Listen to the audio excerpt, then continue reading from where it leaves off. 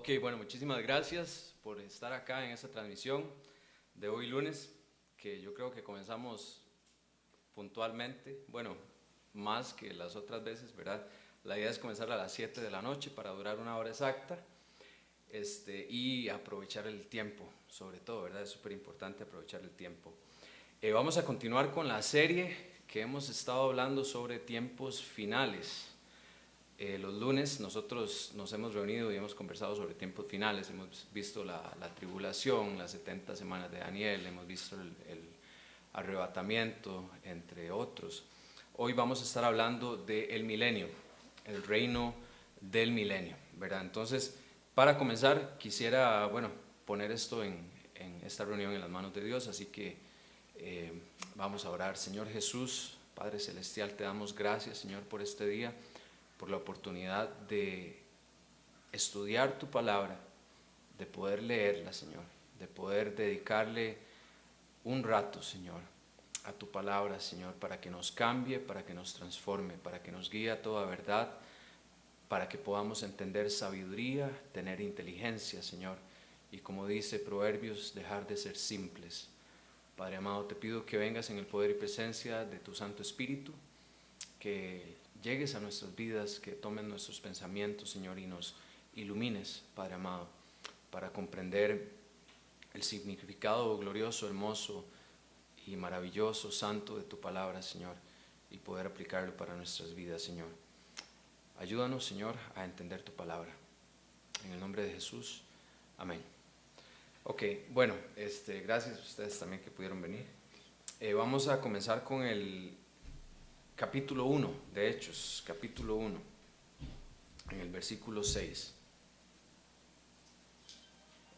Es un pasaje bastante conocido, yo creo que la mayoría lo ha escuchado o lo ha leído alguna vez.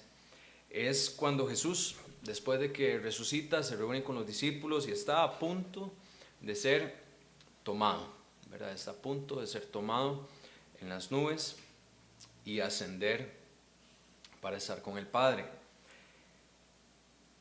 Hay dos preguntas muy parecidas, pero muy diferentes. Preguntas parecidas que son diferentes. La pregunta que los discípulos le hacen acá es muy diferente a la que le hacen los discípulos en Mateo 24:3, que ya la hemos leído varias veces. En Mateo 24:3 los discípulos le preguntan y le dicen: Señor, ¿qué hay de tu venida y qué señales habrán del fin del mundo? La pregunta que vemos acá que le hacen los discípulos es: ¿restaurarás el reino a Israel en este tiempo? Comparándola con la pregunta de Mateo 24:3 es: ¿qué señales habrán de tu venida y qué de tu venida y qué señales habrán antes del fin? Entonces, recordemos que en Mateo 24 Jesús le da una lista enorme de cosas que van a pasar antes del fin, pero curiosamente cuando Jesús acá contesta a esta pregunta, donde los discípulos le preguntan: ¿restaurarás el reino a Israel en este tiempo? Lo primero que podemos afirmar es que los discípulos no estaban dudando de que el Señor iba a restaurar el reino o no, no lo estaban poniendo en duda. Aquí la pregunta es: ¿en qué momento? O sea, sabemos que vas a restaurar el reino, Jesús, pero ¿en qué momento va a ocurrir esto?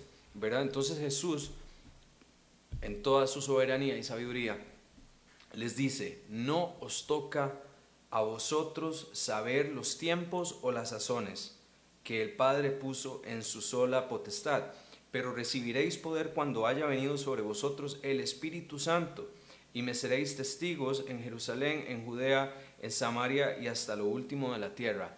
Jesús tenía una manera tan interesante de contestar a las preguntas que se les hacían. Cualquier persona a simple vista diría: de Jesús no les contestó. Jesús no les contestó acá, ¿verdad? O a la mujer samaritana: de ¿por qué Jesús se tuvo que agarrar tantísimas palabras, ¿verdad?, para contestarle algo? ¿Por qué no fue directo al grano, verdad? El Señor nos quiere enseñar.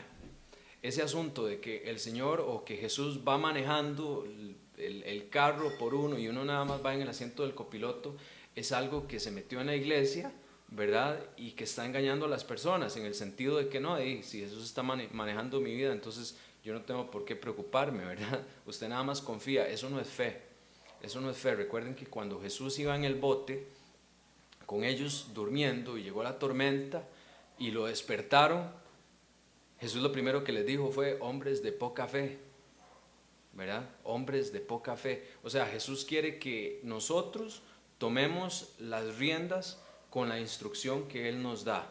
Él no está en nuestras vidas para manejar nuestras vidas. Él está en nuestras vidas para que nosotros lo conozcamos y nos conduzcamos de una manera como Él quiere que nosotros vivamos, y por eso nosotros tenemos la palabra, ¿verdad?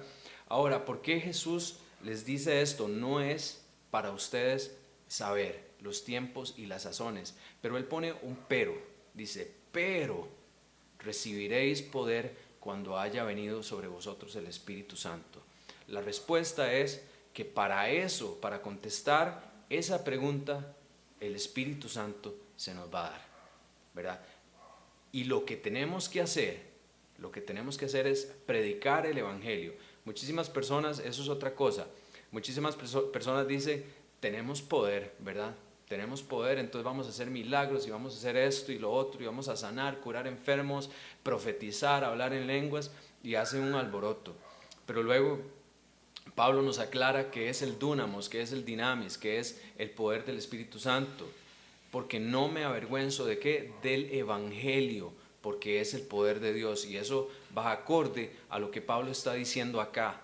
No me avergüenzo del Evangelio porque es el poder de Dios. Y Jesús le dice acá a los discípulos: pero recibiréis poder. ¿Poder para qué? Para ser testigos.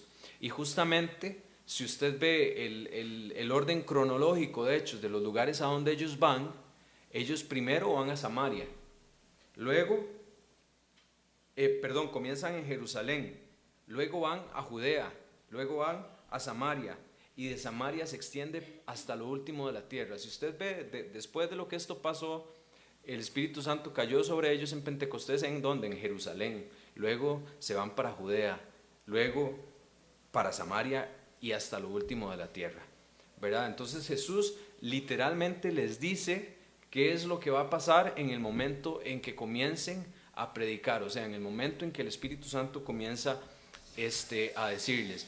Ahora, ¿quieren que Jesús venga más rápido? Entonces tenemos que predicar el Evangelio más rápido. ¿Quieren que el Señor venga a establecer su reino? Entonces prediquemos el Evangelio más rápido, con más intensidad, porque eso es lo que está esperando básicamente, que el Evangelio sea predicado hasta los confines de la tierra. Y esa es la respuesta. ¿Por qué Jesús no les dice: no se preocupen por eso, preocúpese por predicar el Evangelio? Porque cuando el Evangelio se predique a toda la criatura, entonces es tiempo de que Él venga, ¿verdad? Entonces nosotros podemos hacer que Él venga más rápido, ¿cómo? Predicando el Evangelio, ¿verdad? Ahora, hay varios aspectos del reino milenial, ¿verdad? Y eso es lo que tenemos que entender, y tenemos que sentar algunas bases.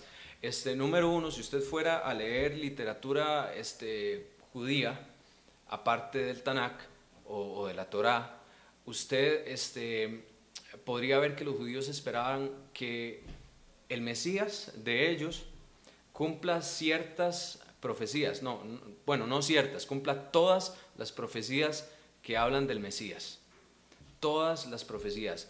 Y el Mesías, que no lo vamos a ver ahorita, tiene que cumplir todas las profecías, pero con respecto a las fiestas que tenían los judíos, ¿verdad? Entonces los judíos tenían, por ejemplo, el Pentecostés, tenían la fiesta de Yom Kippur, el Año Nuevo, del primer fruto, eran fiestas de otoño y de verano.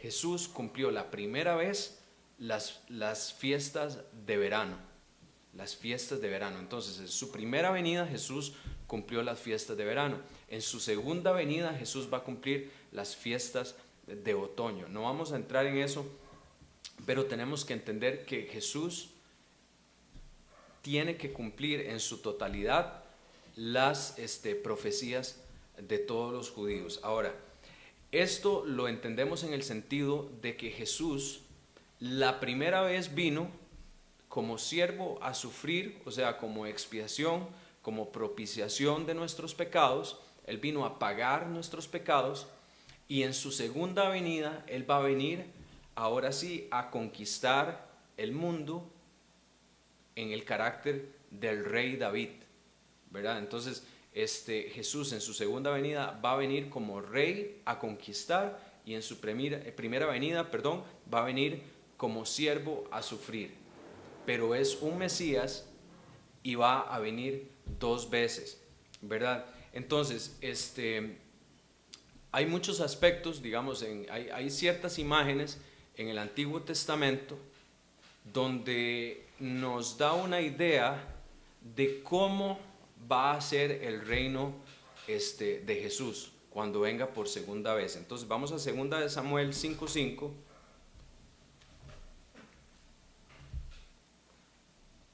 Segunda de Samuel 5:5.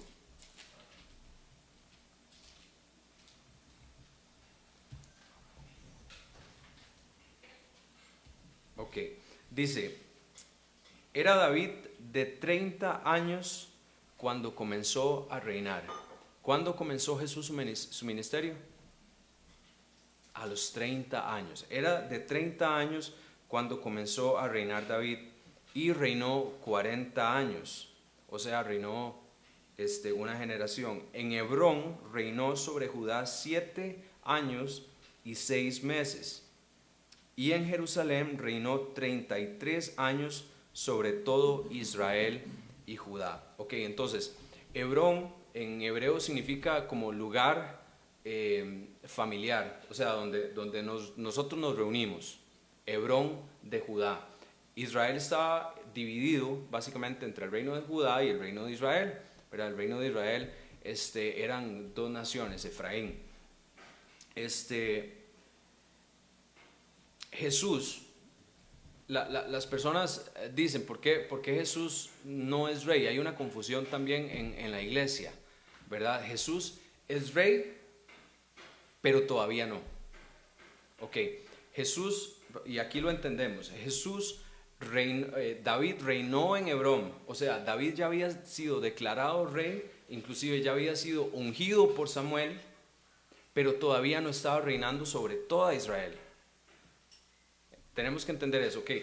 David fue ungido por Samuel, y desde que fue declarado o ungido, David era rey, y para Dios David era rey, pero todavía no había comenzado su reino total.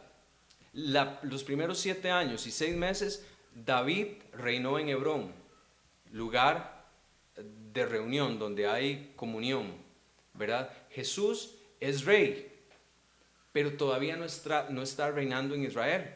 Jesús está en el cielo y es rey, pero en el momento en que Jesús venga en su reino milenial, ya va a reinar, ahora sí, no solamente sobre Hebrón en Judá, sino va a reinar y ser rey sobre todo Israel.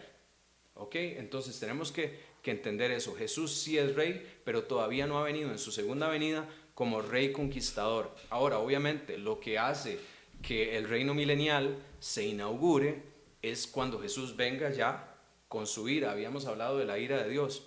Recuerda que ya ahora sí no viene con carácter a sufrir o a pagar por los pecados, sino que Él ya viene a conquistar, a pagar, a dar retribución, ¿verdad? A los malos, y acabar con el reino del anticristo, del diablo. Vamos a ir a Primera de Reyes 5 del 1 al 6. Hay varias figuras en el Antiguo Testamento que tipifican o nos dan una idea de lo que es el reino de Cristo. Otra figura que es importante en el Antiguo Testamento es Salomón. Recordemos que a David o a Israel se le prometió que de la descendencia de David iba a salir un rey, ¿verdad? De la descendencia de David iba a salir un rey.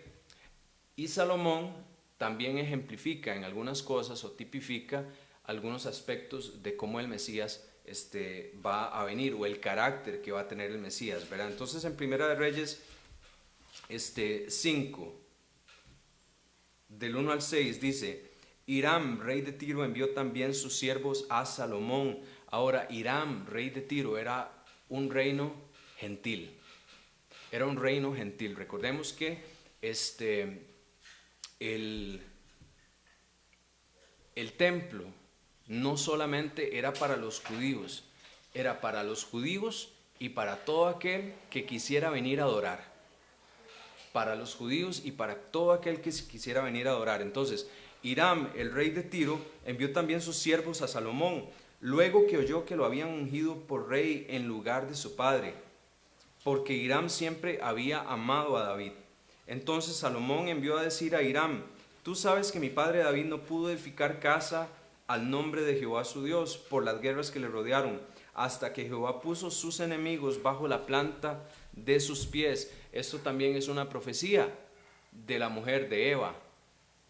Y su descendencia te irá en el calcañar, hablándole a la serpiente. Entonces David, recordemos que cumple parcialmente, toda la descendencia de David cumple parcialmente la profecía que Dios le dio a la serpiente. Te irá en el calcañar, por las guerras que le rodearon, hasta que Jehová puso sus enemigos bajo las plantas de sus pies.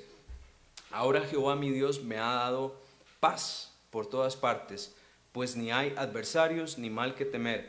Yo por tanto he determinado ahora edificar casa al nombre de Jehová mi Dios, según lo que Jehová habló a David mi padre, diciendo: tu hijo, a quien yo pondré en lugar tuyo en tu trono, él edificará casa a mi nombre. Manda pues ahora que me corten cedros del Líbano, y mis siervos estarán con los tuyos, y yo te daré por tus siervos el salario que tú dijeres, porque tú sabes bien que ninguno hay entre nosotros que sepa labrar madera como los sidonios. ¿Ok?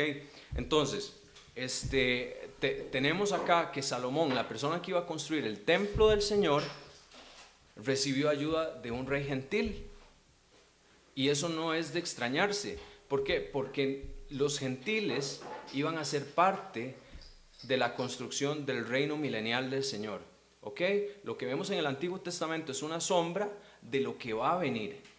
Entonces, no solamente el Señor va a venir a establecer el reino milenial para los judíos, sino que los gentiles, en este caso el rey de Tiro, que es la sombra, le ayudó a Salomón, de la misma manera que gentiles, que somos nosotros, vamos a reinar con Cristo en el reino milenial.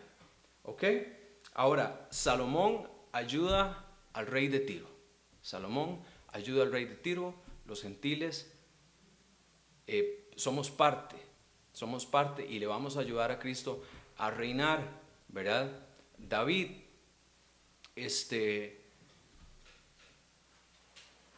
a David se le promete que de la descendencia de él iban a ser el Mesías.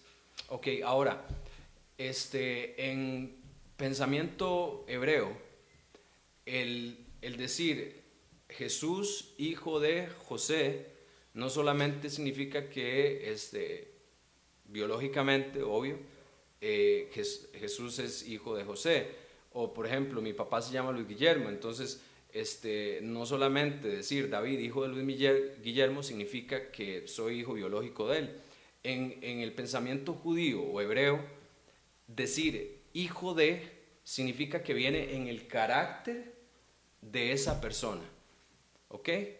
Entonces, cuando decimos Jesús, hijo de David, como por ejemplo cuando Jesús entró en el pollino sentado, todo el mundo le decía Jesús, hijo de David, Hosana, Hosana, hijo de David. Se refería a que ellos estaban esperando a que Jesús viniera a poner ahí mismo el reino milenial. O sea, ellos querían que Jesús viniera en el carácter de David, ya a quitar el yugo que tenían los romanos sobre ellos. Ellos querían juicio sobre los romanos, pero ese no era el plan de Jesús en ese momento. Ahora, el plan de Jesús en ese momento era venir como siervo sufriente, como siervo sufriente. Yo sé que las personas que estamos acá, la mayoría, hemos visto esto antes de Isaías 61, pero porque estamos grabando, vamos a repasarlo un momento. En Isaías 61,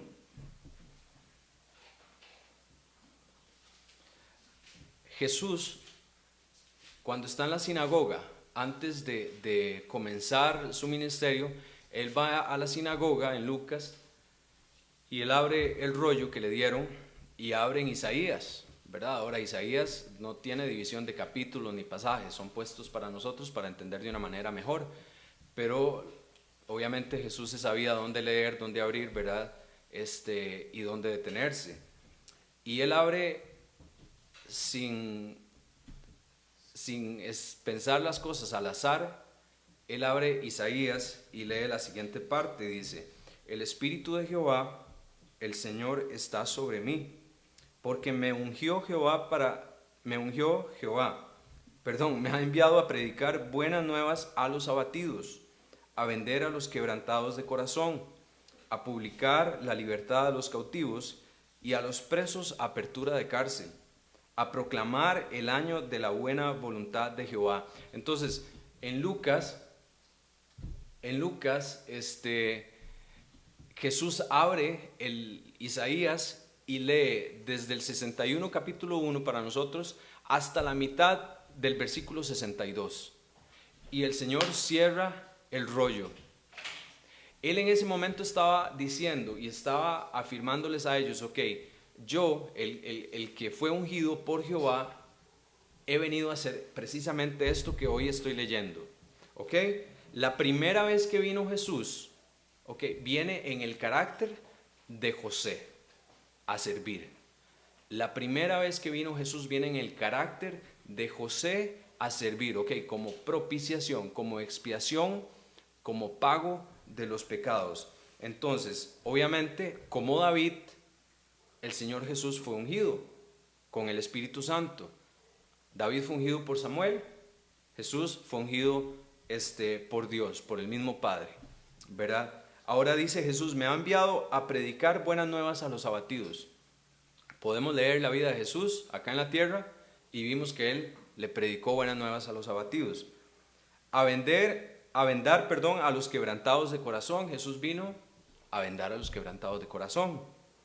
A publicar libertad a los cautivos. Él vino a publicar a los cautivos. Y a los presos apertura de cárcel. ¿Qué más ejemplo que Barrabás, verdad? A proclamar el año de la buena voluntad de Jehová. Él vino a decir: ok, yo vengo a darles libertad. A través de mí yo vengo a darles libertad. Ok, pero eso fue en la primera venida. ¿Por qué el Señor no siguió leyendo Isaías? Porque veamos lo que dice Isaías a partir de la segunda parte del versículo 2. Dice: y el día de venganza del Dios nuestro, a consolar todos los enlutados, a ordenar que a los afligidos de Sión se les dé gloria en lugar de ceniza. ¿En qué momento Jesús vino a darnos gloria en lugar de ceniza? En la primera vez que vino, en ningún momento.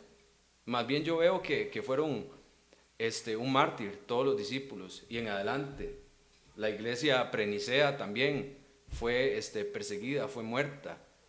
Cualquier cantidad de personas fueron muertas. No vino a dar gloria a los que estaban en lugar de ceniza. No le vino a dar óleo de gozo en lugar de luto. Manto de alegría no les vino a dar en lugar de espíritu angustiado. Más bien ellos tenían espíritu angustiado. Cuando eran perseguidos, ellos tenían un espíritu angustiado.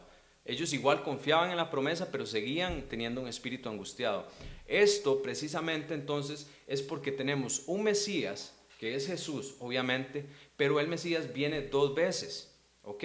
Y recordemos que para que Jesús sea el Salvador nuestro, tiene que ser el Mesías que los judíos esperan, ¿ok? Es algo que es una unión hipostática, o sea, tiene que cumplir ambas partes, si no, cualquiera de esas dos partes queda completamente invalidada. Si Jesús no es el Mesías de los judíos, entonces tampoco es nuestro Salvador. Entonces Él tiene que llegar y cumplir las promesas o las profecías que ya están establecidas, ¿verdad? Para que pasen. Ahora, nuevamente, vamos al Antiguo Testamento. Jesús no lo vamos a leer, pero vamos a ver la historia de José. ¿Ok? José era hermano de dos hermanos, era el último. Ahora, era el más despreciado, ¿cierto? Jesús vino a ser aquí, entre sus hermanos, el más despreciado. No tenía ni dónde nacer y tuvo que nacer en un pesebre, ¿cierto? Ahora Jesús, como no era vendido por sus hermanos, como no era querido, por sus hermanos, él llega y obviamente lo hacían a un lado, pero era el que su padre amaba más, ¿verdad? Razón por la cual hubo celos entre los hermanos y lo vendieron. ¿Quién fue el que mató a Jesús? Bueno, aparte de que Dios lo permitió, fueron sus hermanos fariseos. Yehudá, que fue Judas o Judá en Génesis, ustedes pueden leer la historia a partir del capítulo 37 en Génesis, porque es bastante larga la de José. Judá lo vendió por 20 monedas de plata. Después de la inflación, Judas, el que traicionó a Jesús, lo vendió por 30 monedas de plata. ¿Ok? Entonces Jesús o José, después de ser vendido, ¿a dónde fue? A Egipto. Jesús bajó a Egipto. Lo pusieron en un lugar, ¿verdad? Jesús era maestro. Cuando vino acá le decían rabí, lo reconocían como rabí. A José lo reconocían como ciudadano, pero fue condenado injustamente. Jesús fue condenado injustamente. Luego, estaba con dos ladrones, Jesús estaba con dos ladrones. José estaba con dos personas en la cárcel. Uno condenado injustamente, los dos condenados justamente, pero Jesús les profetizó que uno iba a ser restituido y el otro iba a ser muerte. José les profetizó eso. Jesús le dijo a los dos ladrones que uno iba a estar con él en el reino y al otro que no, porque no lo aceptó. Después de haber sido condenado injustamente, José fue restituido y puesto a la derecha de la persona con más alto o con más autoridad, que era en ese momento un buen faraón, por decirlo así. Después de la condenación viene la exaltación para Cristo y es puesto a la derecha del Padre. Pero el asunto no termina ahí, porque cuando José fue puesto por autoridad, hay hambre en la tierra. Y aquí hay hambre en la tierra en este momento. En este momento todos estamos en un desierto y hay hambre. Entonces tenemos que ir a donde la persona que nos da de comer, que nos da el trigo, que nos da el alimento. Y eso le está pasando a Israel en este momento. En este momento Israel tiene hambre. Y a la única persona a la que pueden acudir por hambre, por paz, por gozo, por verdadera libertad, es a José, a Jesús. A José fueron en aquel momento y a Jesús debemos de ir en este momento. Los judíos también. Ok, pero pasa algo y tenemos que entender esta parte. La primera vez que vienen los hermanos de José a buscar pan, no lo reconocen la primera vez. Jesús vino la primera vez y no lo reconocieron. No lo quisieron reconocer, pero era Jesús y era José.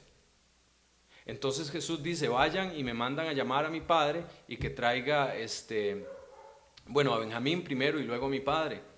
Entonces ellos vienen aquí, a Egipto, y José en ese momento a sus sirvientes, dice específicamente, mandó a sus sirvientes aparte y luego se reveló a los judíos. Él se quitó todo el asunto y les dice, soy yo, soy su hermano, cumpliendo la profecía del sueño que él había tenido, que él era una estrella y las demás estrellas se inclinaban ante él y lo adoraban. Pero no estaba hablando últimamente de José. O sea, habló de José, pero habló de Cristo, porque todos nos vamos a doblar ante él y todos vamos a confesar que él es el Señor. ¿Ok? Pero la historia de José nos enseña muchísimo, y si la leemos comparándola con Jesús, podemos sacar cualquier cantidad de cosas o similitudes entre las dos historias. Lo que pasó con José es cierto, sí, pero nos enseña lo que va a pasar con Jesús. Nos enseña lo que va a pasar con Jesús y es la manera en la que nosotros podemos entender, ¿verdad? Ahora, algo súper importante, y en esto sí quisiera que leamos en Zacarías 12. Zacarías está al puro final, después de Ageo. Zacarías 12, 10. También. Ahora, Zacarías pasó mucho tiempo después de la historia de José. Pero vea lo que hace aquí hermosamente Zacarías. Me dice que cuando lo tiene ahí, Carlitos.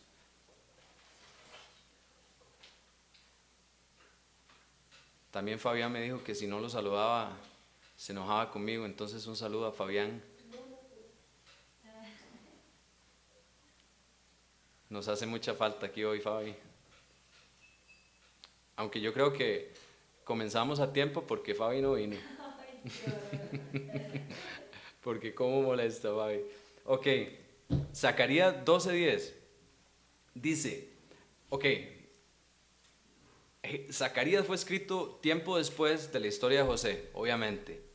Pero Zacarías toma un evento que pasó y dice que va a pasar otra vez. Entonces dice, y derramaré sobre la casa de David y sobre los moradores de Jerusalén espíritu de gracia y de oración, y mirarán a mí, a quien traspasaron, y llorarán como se llora por hijo unigénito, afligiéndose por él como quien se aflige por el primogénito. Afligiéndose aquí como se aflige por el primogénito. Ok, si usted va a la historia de José, cuando José les dice, yo soy su hermano, a quien ustedes vendieron, ellos se dieron cuenta de lo que ellos habían hecho. Y no solamente eso, sino que se acordaron posiblemente de todos los sueños, de todas las veces que José les decía, pero es que yo me estoy soñando estas cosas y no sé por qué, pero yo solamente me las estoy soñando. Y ellos en la vida pensaban que ellos iban a llegar al punto de pedirle a su hermano menor, mucho menos hincarse ante él, pero lo hicieron. Y ellos lloraron, dice Génesis. Lloraron por lo que pasó y se sintieron mal y le pidieron perdón. Los judíos, cuando Jesús venga la segunda vez como rey conquistador, ellos van a decir, claro, era usted y cómo no lo pudimos ver. Y vea lo que dice acá, que se van a afligir, van a afligirse porque se van a dar cuenta que ellos traspasaron al Señor, que ellos vendieron al Señor, que ellos quisieron matar al Señor. Y todo va a tener sentido para ellos. Pero ellos no quisieron darse cuenta, ¿verdad? Ahora, como dije antes, para que Jesús sea el Cristo, para que Jesús, sea nuestro Salvador, Yeshua en el sentido de los judíos necesita ser el Mesías. Necesita cumplir las promesas o las profecías que le fueron dadas a los judíos. Ok, tiene que cumplir todas esas promesas. Ahora, hay tal vez un par de razones por las cuales usted dirá, o los judíos hoy día, o los de antes dicen por qué no creen en el Mesías. Número uno, ellos, si usted le pregunta a un judío actual, ¿verdad? Ellos le pueden decir, ok, ¿cómo voy a creer en el Mesías si en nombre de ese Mesías pasó el holocausto? Hay personas todavía en Rumanía que llevaban la bandera de Cristo o la cruz y los mataban a los judíos. Por ejemplo, Martín Lutero, que es uno de los más famosos, escribió que usted tiene que forzar a los judíos a aceptar a Cristo a punta de un puñal en la garganta. O sea, él escribió cosas buenas, no estoy diciendo que lo que hizo estuvo mal. En realidad, la interpretación que él usa para hacer todas sus tesis es básicamente tomar la Biblia literalmente, descartando toda profecía. Dice, la voy a tomar literalmente para clavarlas ahí en la puerta de la catedral, ¿verdad? Pero él al final de su vida básicamente dijo que los judíos tienen que aceptar a Cristo a punta de un puñal en la garganta, ¿verdad? Y eso no es así. Entonces, los judíos le dicen a usted llega donde un judío y le dice, ¿por qué no acepta al Mesías? ¿Cómo voy a aceptar a aquella persona que mandó a que mataran a mis abuelos, bisabuelos, tatarabuelos? Ahora, usted, muy fácil, ¿verdad? Usted le puede decir, entonces voy a descartar a Moisés y a la ley de Moisés y todo lo que está escrito en la Torá, solamente porque la mayoría de profetas y de Israel mataron a los profetas. O sea, es la misma comparación. Ellos le están diciendo, ¿cómo voy a aceptar al Mesías si a nombre o en nombre de él mataron a mis abuelos en el holocausto? Entonces usted le dice, ok, entonces voy a descartar a Moisés porque los que se suponía que tenían que cuidar la ley de Moisés mataron a los verdaderos profetas, y eso está en la Torá. Entonces eso es como ponerlos entre la espada y la pared, ¿verdad? Ahora estoy mencionando esto porque el reino milenial tiene muchísimo que ver con lo que esperan los judíos, ¿verdad? Con lo que esperan los judíos, y esto se va a erradicar en ese momento. Ahora, ¿por qué si el Mesías vino no hay paz? ¿Por qué si el Mesías vino no hay paz? Porque se supone que el Mesías tiene que venir y traer paz, tiene que acabar con las guerras, tiene que acabar con el hambre, con la pobreza, tiene que erradicar la maldad, tiene que dar justa retribución a los impíos, a las personas que hicieron mal, y establecer el reino de Israel, porque eso no pasó. Ok, Jesús les dice en Isaías 61, yo vengo a cumplir esto, yo vengo a cumplir esto. Jesús les dice, yo no vine a traer paz sino espada. Yo vine a traer espada. En este momento el propósito principal de Jesús la primera vez era para expiación de pecados, para pagar los pecados y para ofrecerse Él como sacrificio por todos nosotros. Y la segunda venida, ahora sí, es para traer paz, para traer justa retribución, para acabar con la maldad, para quitar la impiedad. Ok, si Jesús nuevamente no reina desde Jerusalén, Él tiene que tener un reino literal de Jerusalén para cumplir la promesa de su reino. Y esto tiene que ser literal. Y aquí entramos con un tema, ¿verdad? Porque se malentiende muchas veces. Hay sectas dentro del cristianismo, como la prosperidad, que cree que el Señor está reinando, ¿ok? Sí, Él reina desde Hebrón, Él reina en la iglesia, Él no reina en el mundo. Si Él reinara en el mundo, no hubieran asesinatos, violaciones, aborto, no hubiera guerra, no hubiera malos gobiernos. Él reina desde Hebrón, como David. Los primeros 7 años y 6 meses, Él reina en la iglesia. Para que el Señor reine en su totalidad, ¿verdad? Como está prometido a los judíos, el diablo necesita estar atado. En este momento el diablo no está atado. Todas esas cosas de que yo ato al diablo y que yo lo reprendo y todo eso, eso no existe, eso no es bíblico. Que el Señor te reprenda, sí, como hizo el ángel, que el Señor te reprenda, pero el diablo no está atado. Nuestra lucha, dice Efesios 6, que no es contra carne ni sangre, sino contra principados, contra potestades, contra huestes de maldad en los lugares celestiales. Nosotros nos vemos tentados, ya sea por nuestra carne, nuestra concupiscencia, o por el diablo, por el sistema del gobierno, porque Él es el Dios de este mundo, en esta era, y el espíritu del anticristo está en operación. Entonces todo ese asunto de las iglesias, de que yo ato al diablo y que desato bendición para usted, eso no está en la Biblia, eso usted no lo encuentra en la Biblia. El que va a atar al diablo es Dios, es Jesús en su segunda venida, no nosotros. Entonces el reino, como dije antes, el reino es ahora, pero no todavía. O sea, nosotros podemos tener o disfrutar de ciertos aspectos del reino ahorita, como justicia, porque sabemos que el Señor pagó por nuestros pecados, porque tenemos paz, porque ya el Señor pagó por nuestros pecados y vino a cumplir la promesa y vino a llenarnos con su Santo Espíritu, y tenemos gozo, porque a pesar de cualquier situación en el mundo, persecución, guerra, hambres, pestes, podemos tener paz para con Dios, porque sabemos que esto es temporal. Entonces, cualquier tribulación es pasajera, y dice Pablo que no se compara con la gloria venidera. Entonces tenemos gozo, No es lo mismo gozo que felicidad. La felicidad es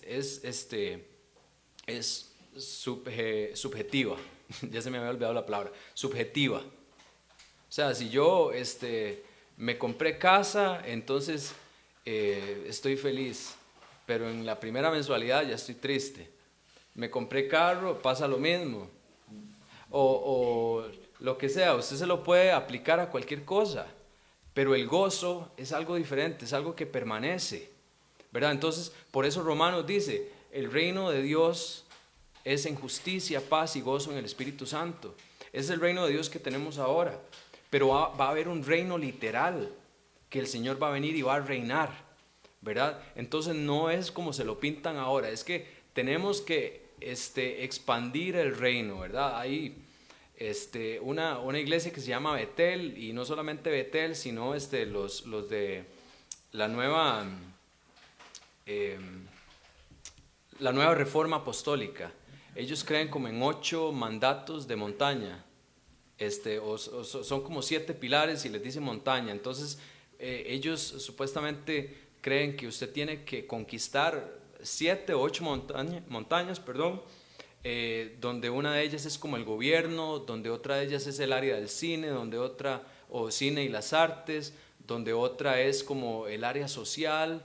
Entonces tienen que conquistar esas 7 montañas, según ellos, para que Jesús pueda venir acá. Y ellas van a conquistar y van a meterse en todos los ámbitos, como ciertas filosofías masonas, porque ellos también tienen lo mismo, ¿verdad? Entonces, según la nueva reforma apostólica, ellos tienen que tener eso antes de que Jesús venga, ¿verdad? Para que Jesús pueda venir, nosotros tenemos que conquistar el reino. Y de ahí sale la famosa frase de expandir el reino de Dios. De expandir el reino de Dios. Ahora, la mayoría de la gente que dice expandamos el reino de Dios no entiende, o sea, lo es simplemente evangelístico, pero la fuente de donde sale esa idea es de la nueva reforma apostólica, y eso es una herejía. Nosotros no vamos a establecer el reino de Dios acá en la tierra, nosotros somos parte del reino de Dios. Pero el reino de Dios es en justicia, paz y gozo en el Espíritu Santo. Y eso es lo que tenemos que predicar, porque el que va a venir a establecer el reino de Dios es Jesús. Ok, entonces la inauguración o el evento inaugural del reino milenial de Cristo es cuando Él venga acá, ¿verdad? Ahora, vamos a ir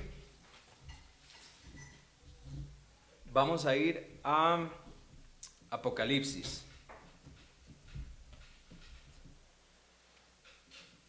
Perdón, no, antes de ir a Apocalipsis vamos a ir a Romanos. Romanos 12:1. Es que eso no lo había apuntado aquí, pero ya ahora sí.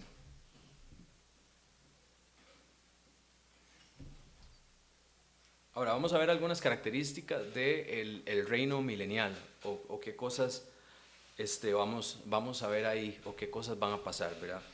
Algo muy importante,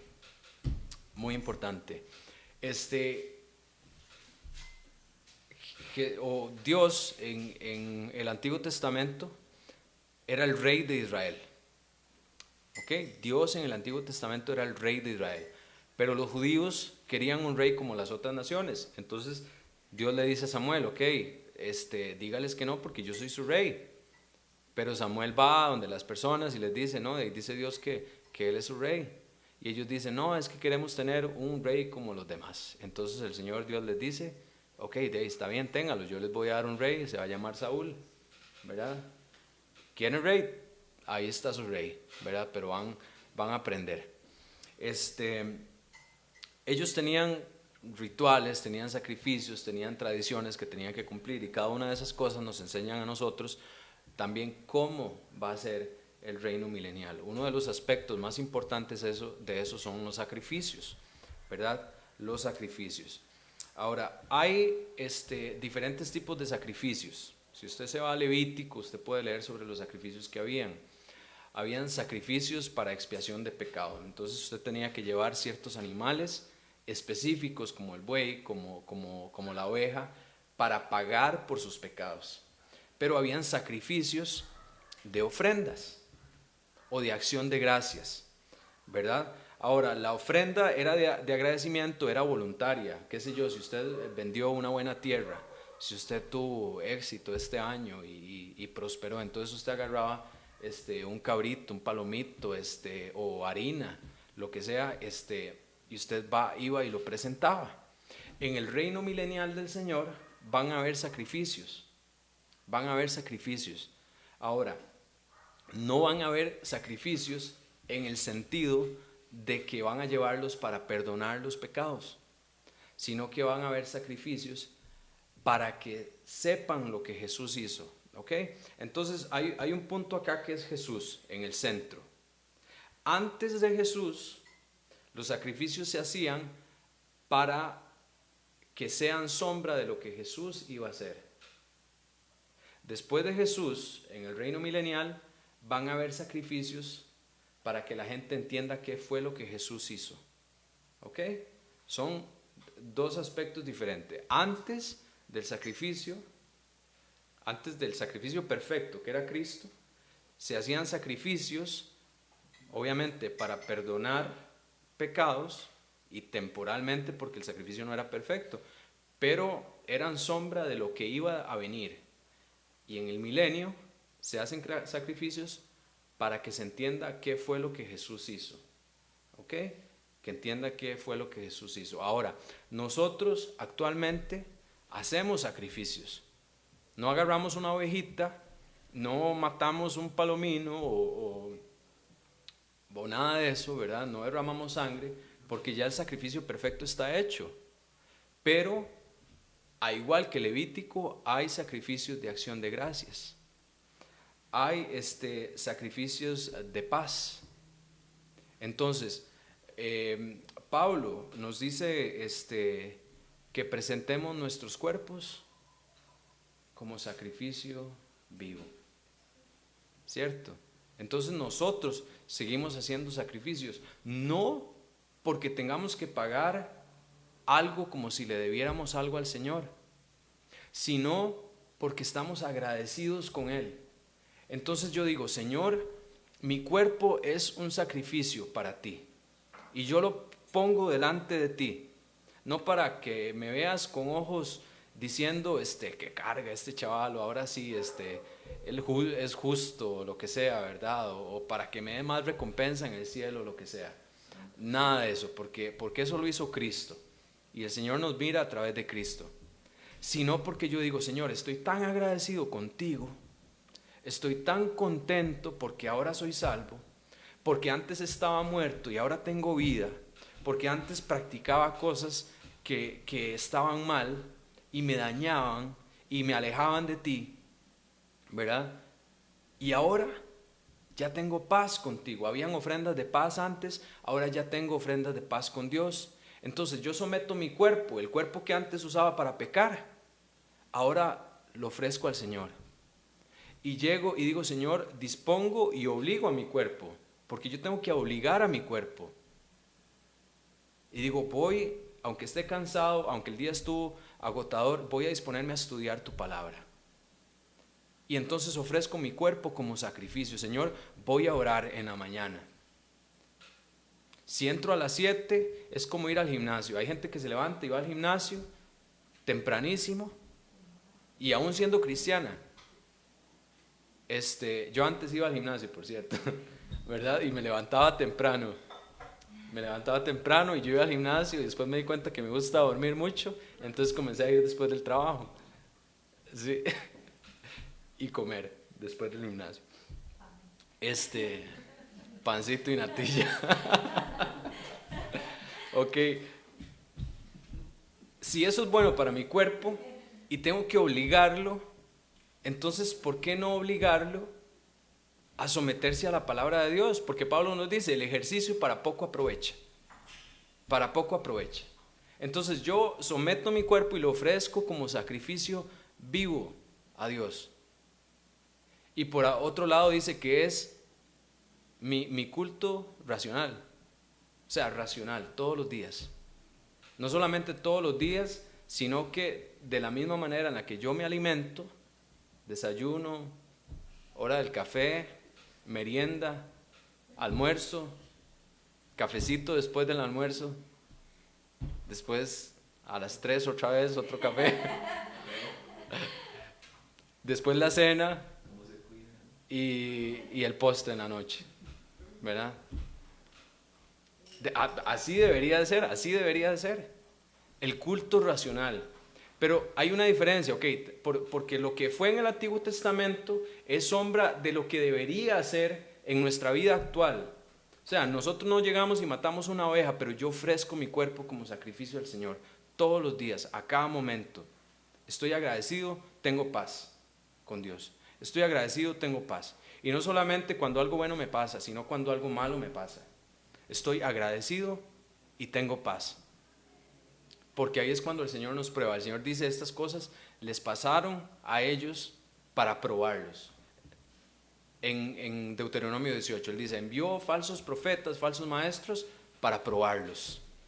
A ver si pasaban la prueba. Si yo le doy un examen a usted y le digo, hágame esto, ¿verdad?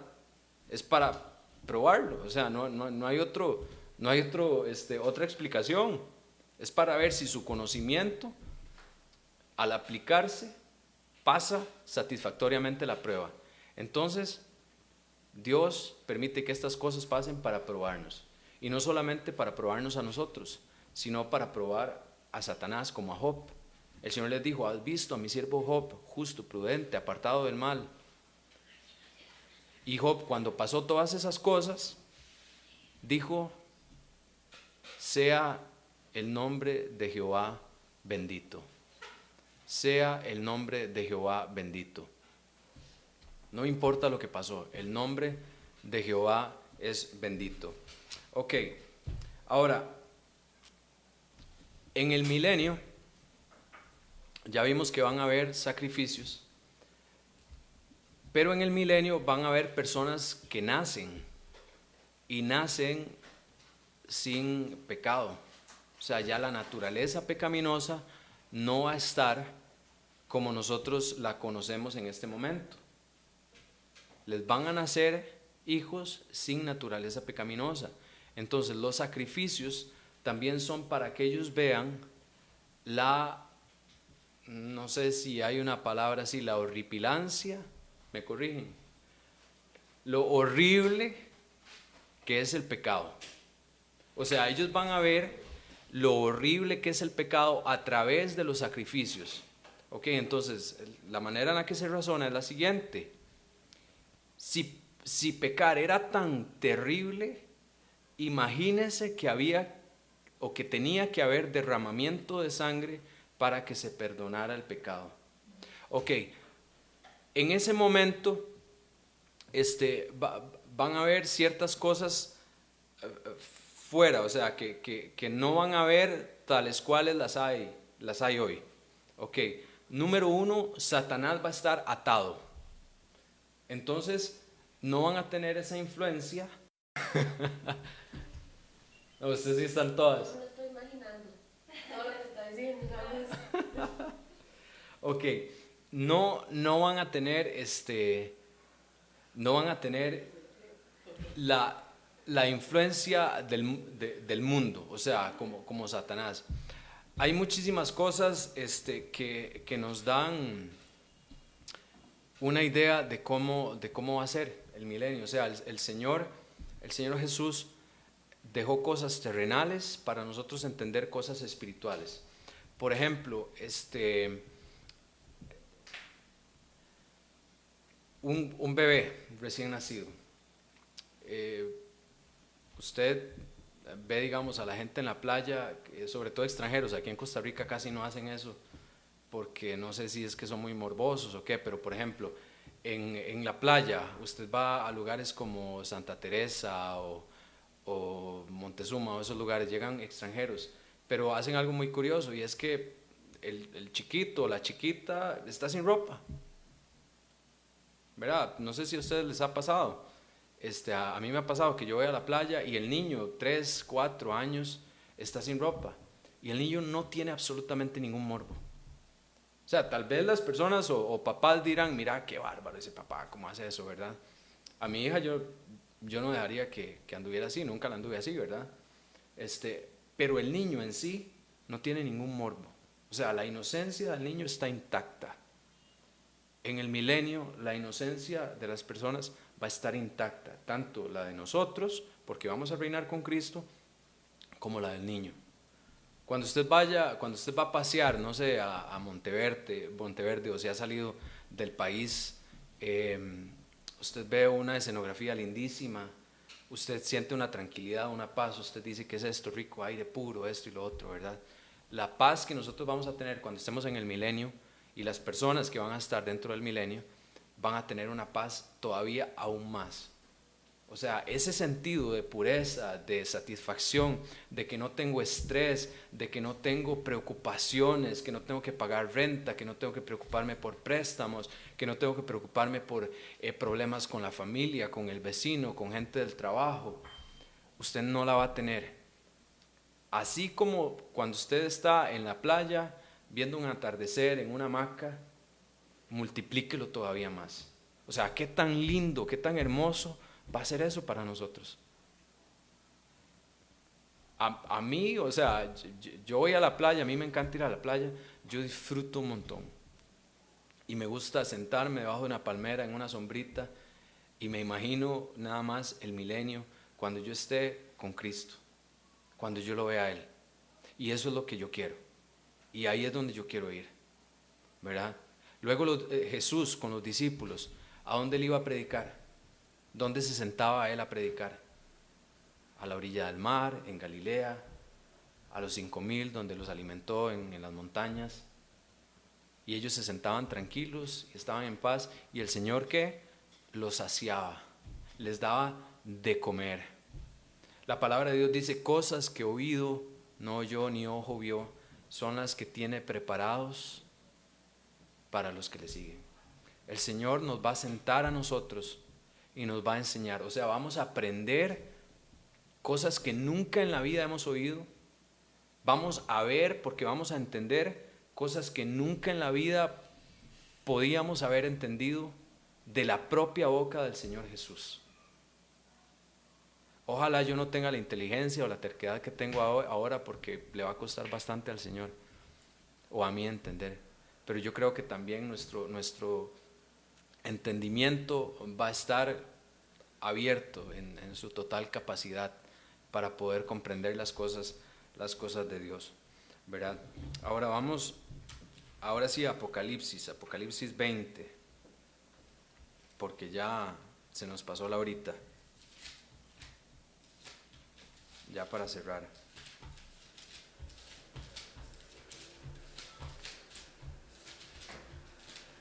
Apocalipsis 20 dice así, 21 en adelante, yo creo que hasta el 6, vamos a leer. Vi a un ángel que descendía del cielo con la llave del abismo y una gran cadena en la mano. Y prendió al dragón, la serpiente antigua, que es el diablo y Satanás, y lo ató por 1000 años. Recuerdan que yo siempre les he dicho que Satanás tiene dos modos de ataque. Él seduce por medio de la serpiente y el dragón ataca por medio de persecución. Entonces, Dios especifica acá, o Juan en este caso especifica acá, que va a atarle ambas manos a Satanás. Okay, que los modos de ataque que tiene Satanás van a ser atados, ¿verdad? Ya no va a seducir como sedujo a Eva, como seduce a la iglesia, como intentó seducir a Jesús, ya no va a seducir de esa manera.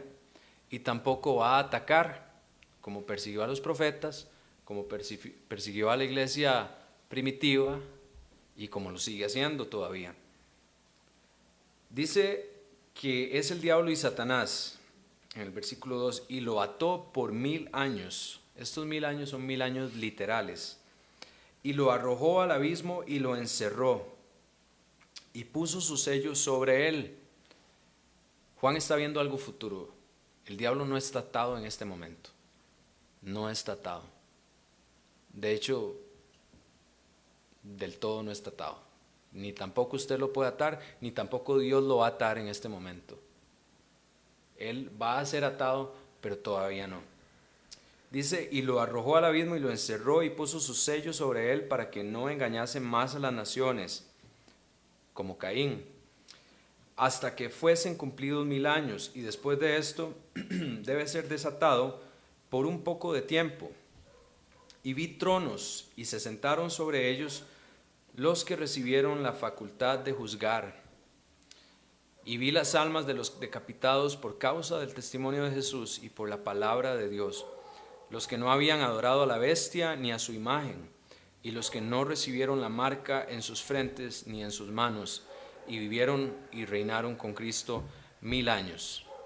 Pero los otros muertos no volvieron a vivir hasta que se cumplieron 1000 años. Esta es la primera resurrección.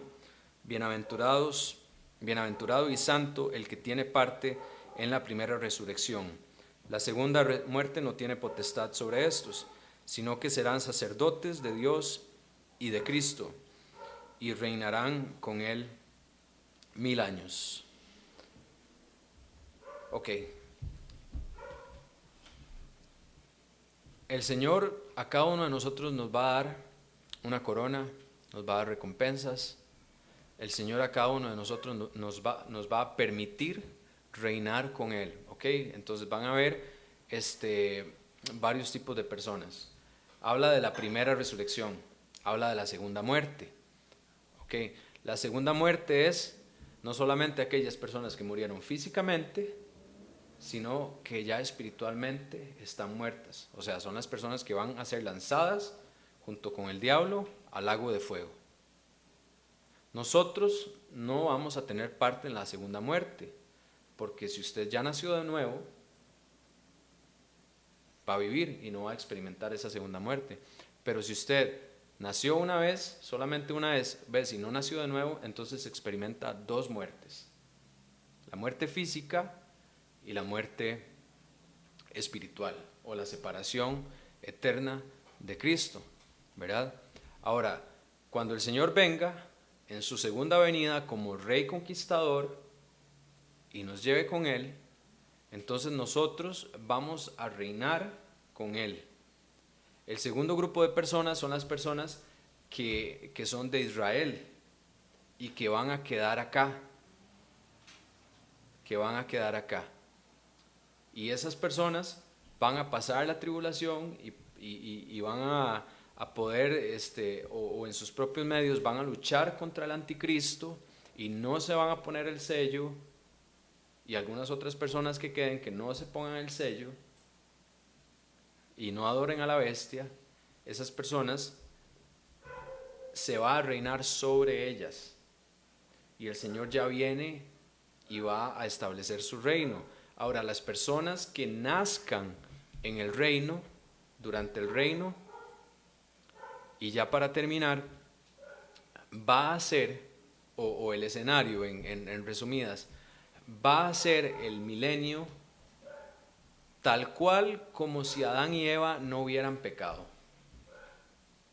O sea, el reino milenial va a ser, imagínense lo que hubiera pasado si Adán y Eva no hubieran pecado.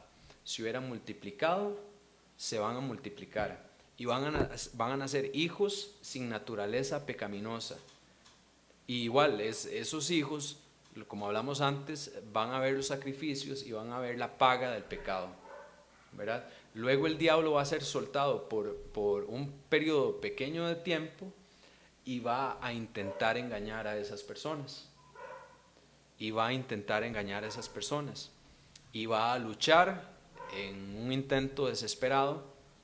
Y eso es la famosa guerra de Gog y Magog, ¿verdad? Que podríamos ver la otra semana, tal vez, o esta segunda parte, o podríamos hacer dos partes del reino milenial, porque hay varios aspectos.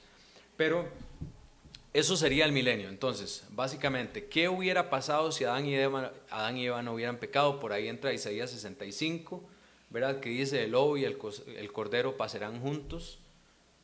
Imagínense eso, justamente como en el jardín del Edén, ¿verdad?